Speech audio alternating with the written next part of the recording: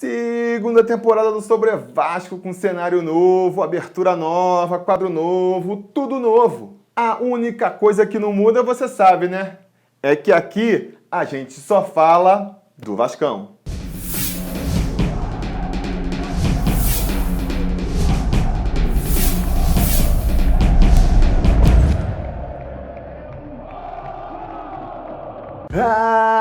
Fala galera vascaína! Saudade de estar aqui trocando essa ideia com vocês. E sem mais delonga, vamos começar o primeiro episódio da segunda temporada do Sobre Vasco. E nesse primeiro programa ainda não vamos falar dos jogos do Campeonato Carioca, até porque já viram o regulamento esdrúxulo que inventaram esse ano? A gente vai ter uma primeira fase com 16 clubes, cujo único objetivo é classificar os 8 melhores para a fase seguinte. 8 datas só para isso. Para um time grande, não passar dessa primeira fase, tem que conseguir a proeza de ficar atrás de 3 times pequenos. Ou seja, nem adianta ficar secando os rivais agora que não vai rolar. E assim, essa primeira fase vai acabar sendo só uma espécie de segunda pré-temporada, cheia de amistosos para ir preparando o time. Vamos ver se o Jorginho aproveita. Por isso, chega de falar de estadual por hoje. Até porque eu já falei sobre como eu acho que deveria ser a fórmula do estadual no episódio 7 da temporada passada. Então, quem quiser ver a minha proposta pro Carioca, pode clicar no link do episódio que vai estar aí na descrição do vídeo. Então vamos falar sobre o que hoje? Sobre o elenco do Vasco para a temporada, né? Depois que a segunda divisão passou a ser disputada em pontos corridos, com 4 clubes subindo para a primeira divisão, ficou virtualmente impossível para um time grande não subir de novo para a primeira, né? Pode conferir aí. Todos os times grandes que disputaram a Série B de pontos corridos não só subiram, como subiram campeões. A exceção óbvia foi o Vasco de 2014, que subiu em terceiro. E amigo, se o Vasco de 2014, completamente à deriva, sem comando, largado às traças e com aquele time muquirana conseguiu subir, qualquer time grande consegue. Ora, se o acesso de um time grande à primeira divisão já é algo garantido, qual é a preocupação que esse clube deve ter na temporada em que vai passar de castigo na Série B? A resposta me parece óbvia. Já ir preparando o time para a temporada seguinte. E como se faz isso? Um bom passo é fazer tudo que a gente fez em 2014, só que ao contrário. Então, para começar, nada de pegar figurões encostados em outros clubes por empréstimo, como a gente fez com o Kleber Gladiador e o Douglas Cachaça, por exemplo. Lembrem-se, o objetivo é preparar um time para a temporada da volta à primeira divisão. Então, o figurão emprestado não serve para nada. Pensa comigo, provavelmente ele vai jogar segundona desmotivado, se arrastando e no final a gente vai estar agradecendo por ele estar voltando ao clube que o emprestou. E se por um milagre o cara resolveu jogar sério e arrebentar, também não ajuda. Aí o clube que o emprestou é que vai querer o cara de volta logo, ou no mínimo, vai querer negociar a venda por preços astronômicos. Inclusive, seguindo a mesma lógica, não vale a pena contar com espécie nenhuma de jogador emprestado. Pelo menos não emprestado por um ano. Dá para emprestar jogador por mais que um ano? Não, né? É uma situação onde o Vasco só tem a perder. Tampouco vale a pena investir em jogadores velhos. Porque como a ideia é montar um time para atingir o ápice daqui a um ano, você tem que trazer jogadores que, com a passagem do tempo, melhorem e não decaiam, né? Ou seja, se for atrás de jogador, tem que ser jogador bom, do nível da primeira divisão e que tenha linha para queimar ainda, chegando ali no máximo nos 30 anos. Ou então jogador jovem, promissor, para lapidar dentro do clube. Se não, vale mais a pena apostar na base mesmo. Porque tem momento melhor para testar a nossa base do que numa competição de nível técnico mais baixo, como a Série B? É nessa hora que tem que botar a molecada para jogar, já para ver quem pode dar caldo e quem pode dispensar, e dar quilometragem para a rapaziada. Aí, em 2017, a gente pode ir para o campeonato com um time jovem, mas já experiente. Garanto que melhor do que com um monte de refúgio como ano passado vai ser. E Segundo o que a diretoria alardeou no começo do ano, o Vasco vai trabalhar essa filosofia esse ano mesmo, de valorizar a base. Mas parece um acerto feito mais na sorte do que no juízo, né? Digo isso porque esse aproveitamento da base me parece se dar mais por restrições financeiras do que por uma mudança de ideologia mesmo. Se não, como explicar o empréstimo de um volante jovem e promissor como o Bruno Cossendei lá para Portugal e para a mesma posição contratar o já velho e mediano Marcelo Matos? Ou então, como justificar a inclusão de um monte de jovens no elenco, mas na hora do jogo, continuar escalando todos os medalhões coroas que a gente já sabe que não tem muito mais para render? Questões para a gente discutir ao longo do ano, porque agora nós vamos avaliar o elenco do Vasco, jogador por jogador. Vamos começar nossa avaliação comentando quem saiu no final do ano. Emanuel Biancucci, João Carlos, Cristiano, Jean Patrick, Romarinho, Herrera, Leandrão, Jefferson, Lucas, Eric Daltro. Toda essa cambada que foi contratada ano passado já foi passada para frente, seja por empréstimo, seja em definitivo. Alguns deles sem ter sequer jogado uma partida pelo Vasco. Não vá esperando dessa diretoria uma confissão de culpa dos equívocos da temporada passada mais clara do que essa. Fora esses aí, também saíram Anderson Sali, zagueiro contratado na era Dinamite e que nunca chegou a ter nem grandes chances, nem grandes atuações no Vasco. Guinha Azul, valeu por tudo, guerreiro! Mas, seguindo o meu raciocínio de montar um time para 2017, não faria mesmo sentido manter um jogador que já se encontra em declínio físico há algum tempo e que provavelmente não vai nem mais estar jogando ano que vem. Serginho, que era titular, que o Jorginho queria que ficasse, mas que não rolou e por mim tudo bem. Porque se a ideia é rejuvenescer o elenco, precisa mesmo que uma galera mais velha caia fora para abrir espaço, né? E também Rafael Silva, que para mim foi a maior perda do elenco nessa intertemporada. Rafael Silva já estava familiarizado no Vasco e ganhou ao longo de 2015 a simpatia da torcida. É jovem e tem potencial para melhorar seu futebol. É bem o perfil de jogador que eu defendo que o Vasco deva procurar esse ano. E um que a gente tinha aqui, a gente deixou escapar. Pior que isso, só mesmo os jogadores dos quais o Vasco podia ter se livrado e não se livrou. Por quê? Por quê, meu Deus? Renovar os contratos de Vitor Bolt e Aslan. O Vitor Bolt já foi emprestado de novo e o Aslan, pelo menos até o momento em que eu estou gravando esse vídeo, nem foi inscrito no Carioca. Então, foram duas renovações que não fazem o menor sentido. Mais uma das muitas decisões nebulosas da nossa atual diretoria. Mas, muito bem, vamos pular para os jogadores que vieram e os que ficaram para a temporada 2016 do Vascão. Vou usar como base para minha análise o grupo que participou da pré-temporada em Pinheiral.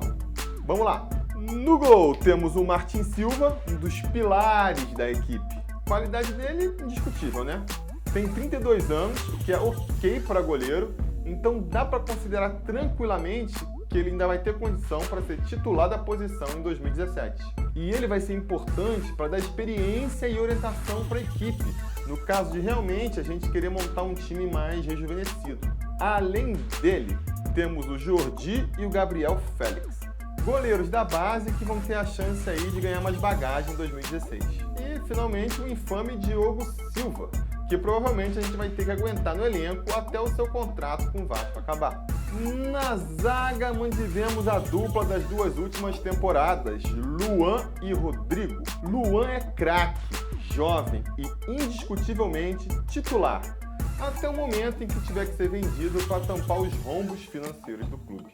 Já o Rodrigo, apesar da qualidade, já tá meio que virando o cabo da boa esperança, né? Tá com 35 anos, já vem demonstrando uma certa decadência física e não é loucura considerar que ele já não vai ter mais condições de ser titular do Vasco em 2017. Como tem liderança no elenco e um contrato de 2 anos pela frente, eu ainda o manteria como titular, mas o Vasco precisa, ao longo do ano, pensar em uma alternativa para ele.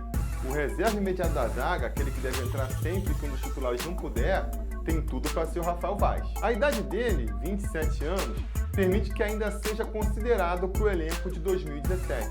Mas para isso, ele vai precisar se destacar nessa temporada mais pelos seus dotes defensivos do que pelos ofensivos. Porque eu me amarro em zagueiro que faz gol, mas isso não adianta nada se ele entrega a paçoca lá atrás com muito mais frequência. Fora esses, temos os jovens Cadu Fernandes e Jomar. Repito, com o Luan podendo ser vendido a qualquer momento e Rodrigo já se aproximando da idade do time Master, é um bom ano para testar a molecada e conferir se a gente tem peça de reposição dentro do nosso próprio elenco. E completando o elenco da zaga aí, ainda tem o Aslan, que... O que dizer do Aslan, não é mesmo? Passando para as laterais, temos uma das poucas e certamente a maior novidade do Vasco na temporada. Iago Pikachu. É jovem, parece ser habilidoso e é versátil, tanto que não descartam seu aproveitamento no meio-campo. Então, é o tipo de contratação que eu aprovo.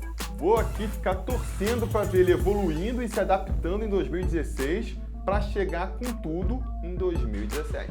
Apesar de todas as credenciais do Pikachu, o titular da lateral direita parece continuar sendo o Madison. Marca mal, não sabe cruzar muito bem, mas tenta compensar tudo isso sendo mais rápido que notícia ruim, o que já garantiu alguns penais pra gente contra essas defesas lentas e fracas do Carioca, é verdade. Como é jovem, vai ter temporada para evoluir e tentar se firmar. Beleza. Agora, na lateral esquerda, eu ia tentando aos poucos e substituindo o nosso titular Júlio César, já do alto dos seus 33 anos, por uma opção mais jovem e talentosa.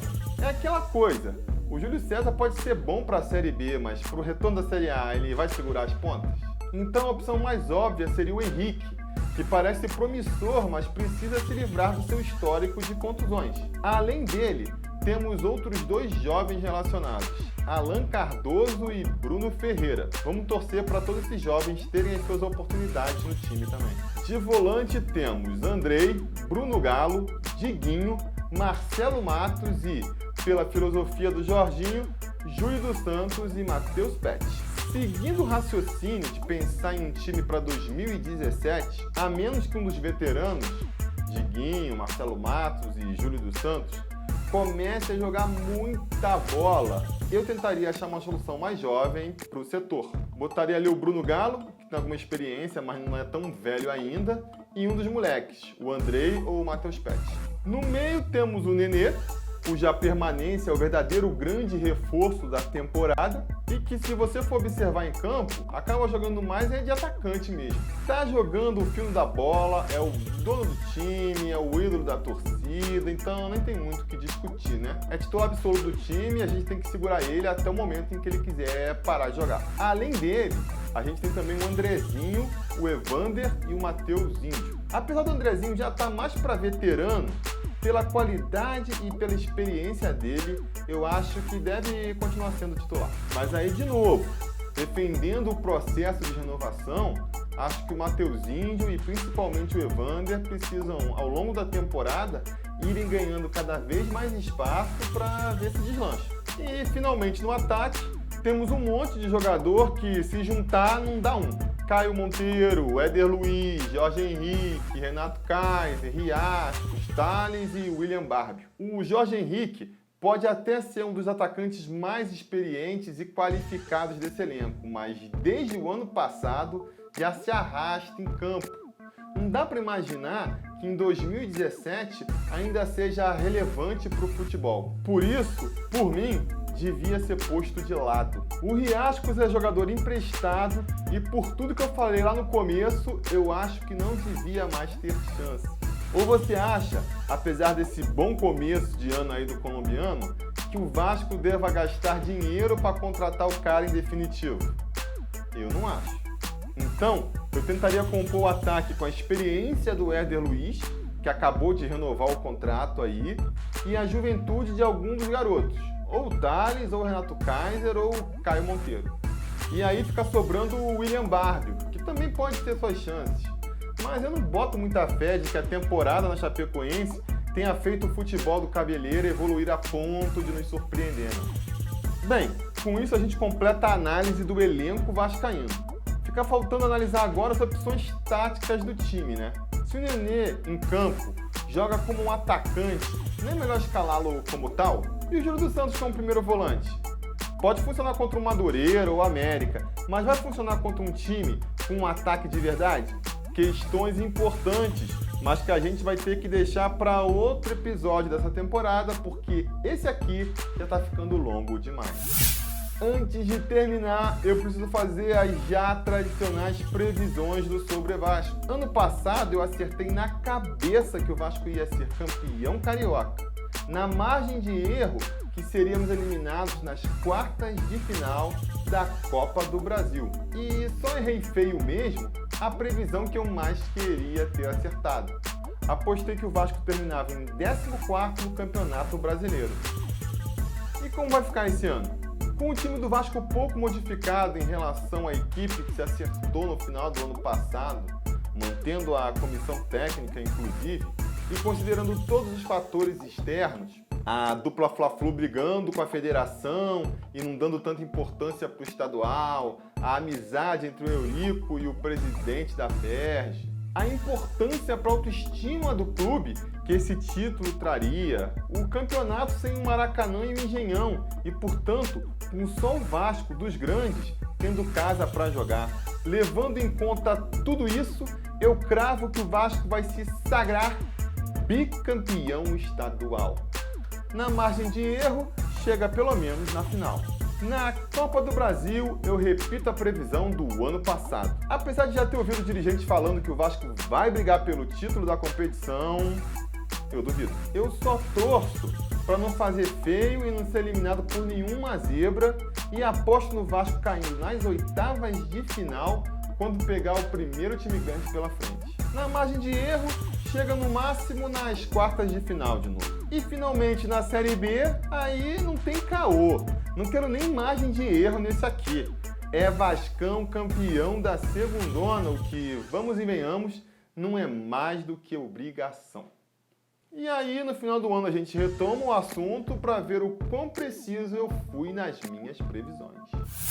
Galera, a gente já está encerrando esse longo programa da volta, mas eu não quero me despedir sem antes agradecer do fundo do meu coração a todo mundo que participou da pesquisa que eu lancei no ano passado, tentando entender aí a cabeça e o gosto de quem assiste o canal e o que fazer para deixar o programa ainda melhor. Então, valeu mesmo todo mundo que colaborou.